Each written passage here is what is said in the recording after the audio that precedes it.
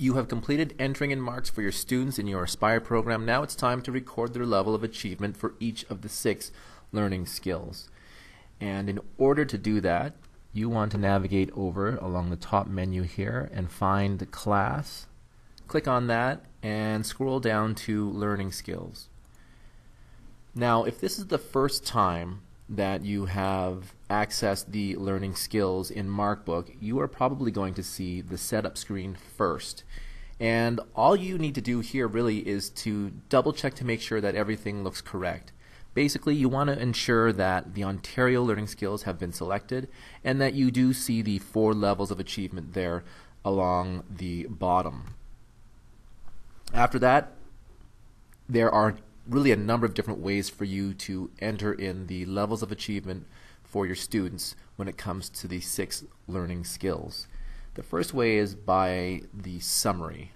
Approaching this from the summary screen, you can see that you have all of your students listed there along the left, and then along the top are the 6 learning skills, basically forming a grid, and you can then indicate the level of achievement for your students for each of the 6 learning skills. And you basically do that by clicking on the appropriate box that you wish to identify and level and click on it. Continuing to click on it will scroll you through the 4 levels of achievement. And then of course you can work your way down the list of students for that one particular learning skill, or if you wish you can work across so that each student will have identified the 6 levels and then moving on to the next student. It really depends on how you wish to work. Moving on to individual learning skills, this is another way of approaching the recording of the learning skills for your class.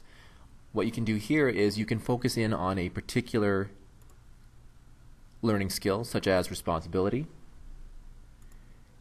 and then you can focus in on a particular level of achievement. In this case, let's start off with excellent, and what we can then do is go through our list of students and click on any student that best meets the excellent level of achievement for the learning skill of responsibility.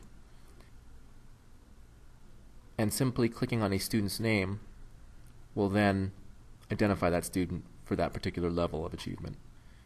You can then go ahead and move on to the next level of achievement, and similarly go ahead and click on any student's name that best meets the level of good for that particular learning skill. And you can do that for all 4 levels of achievement, and then of course you can work your way through all the different types of learning skills. Yet another way is looking at it from the perspective of the individual student. Clicking on this, you can see now that we are focusing in on one particular student, and again I can work my way down the list of students in my classroom, and with each student I can then look at the 6 learning skills and identify the level of achievement for each of those learning skills, either through the drop-down menu here or just by simply indicating it here on the selection menu on the right. Either way will work. Again, it's important for us to save what we have done, and once we have done that, it will take us back to the main screen.